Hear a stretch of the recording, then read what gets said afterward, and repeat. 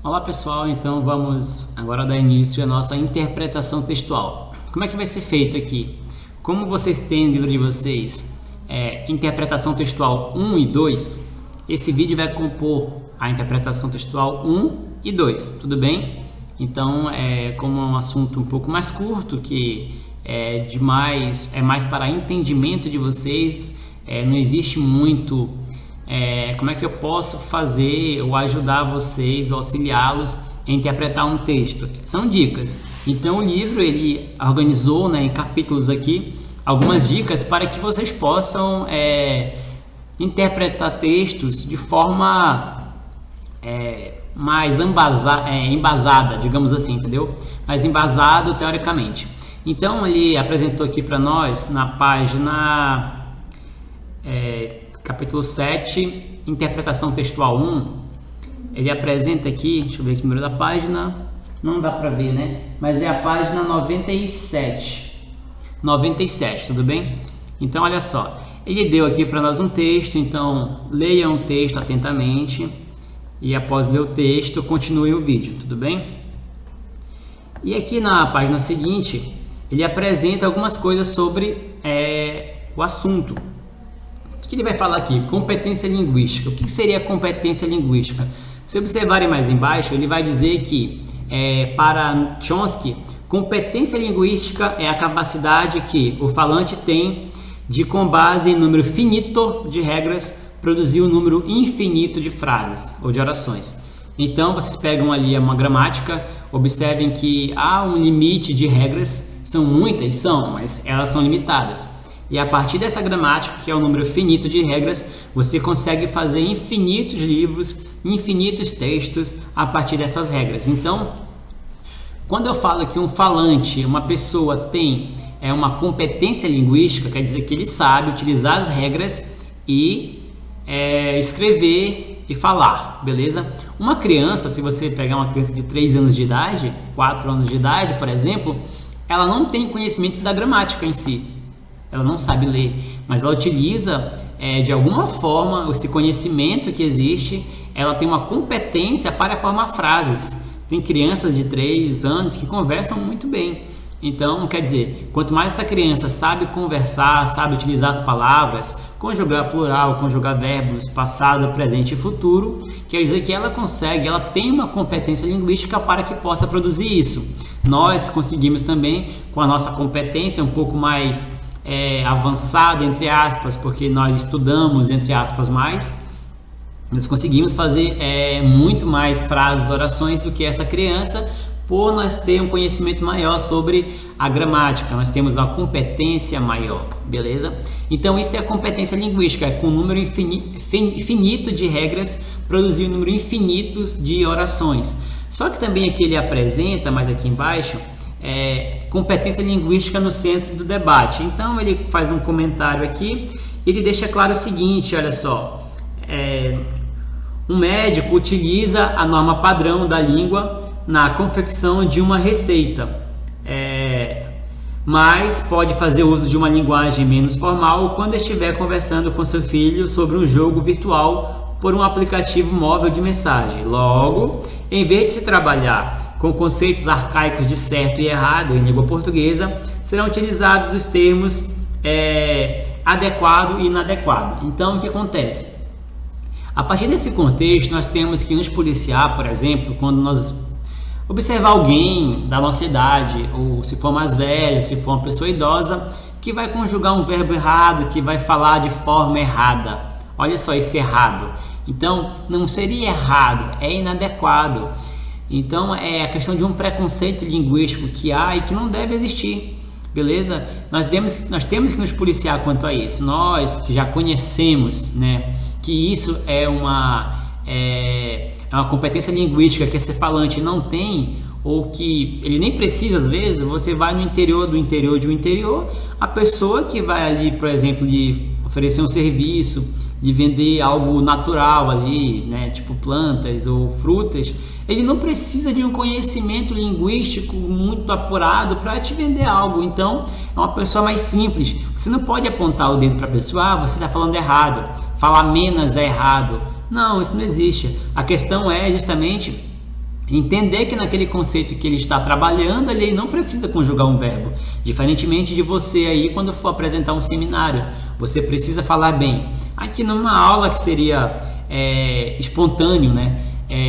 Eu posso falar errado. Ah, o professor falou a palavra tal errada. Não, é uma palavra inadequada. Mas observem que não estou... essa aula é apenas o quê? Comunicação entre conceitos, é um debate. Eu estou informando vocês alguma coisa que um pouquinho a mais assim, que talvez tenha lido antes, que vocês não leram ainda.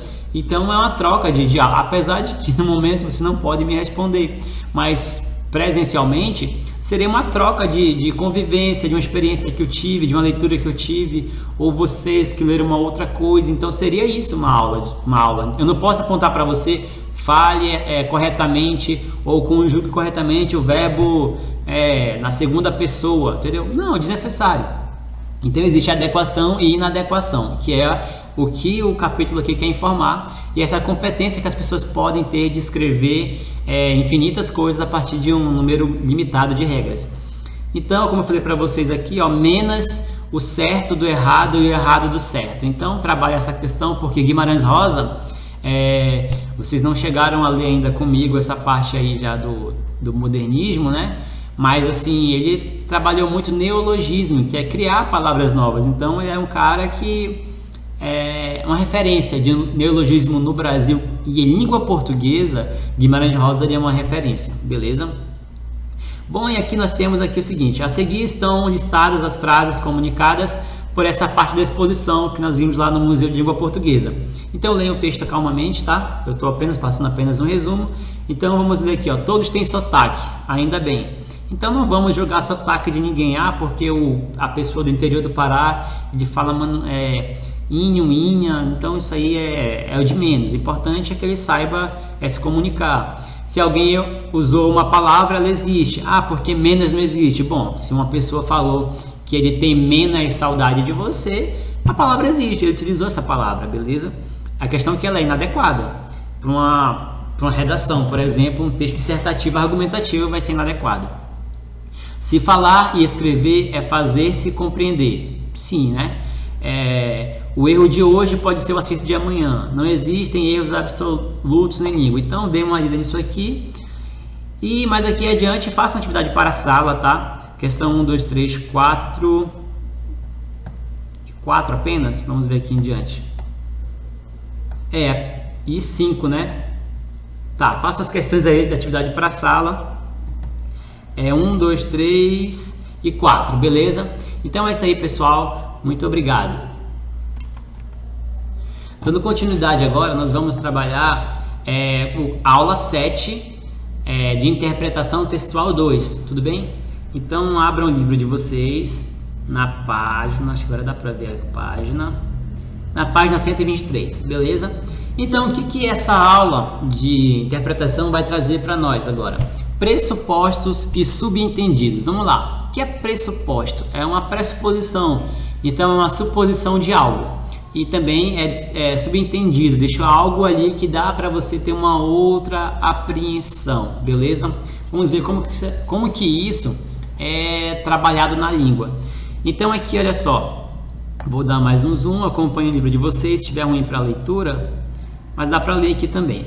Olha só. Esse é Rick, meu namorado, vó. E aí? Você trabalha? Eu sou DJ, certo? Mas você trabalha? Quer dizer o quê? Que pra vozinha ali, DJ não é trabalho, né? Seria um lazer, seria, sei lá, uma outra palavra aí que eu não sei o que dizer, né? Então é o seguinte, ela fez uma pressuposição aí de que ser DJ não é trabalho, beleza? Então isso aí é o conceito que vamos trabalhar nessa aula. Observem aqui, essa informação está implícita, pois o leitor acessa devido a uma mensagem adicional que é a utilização da conjunção mais suscita. Aí a conjunção mais tem valor semântico adversativo, lembra das conjunções das orações coordenadas lá? Mas, porém, então é essa questão. E aqui do outro lado, vocês podem observar também mais alguns exemplos. O aluno deixou de sair aos sábados para estudar mais. O que acontece? Qual o pressuposto dessa sentença? O aluno possui o costume de sair aos sábados em vez de estudar. Então, deixa algo subentendido ou uma pressuposição.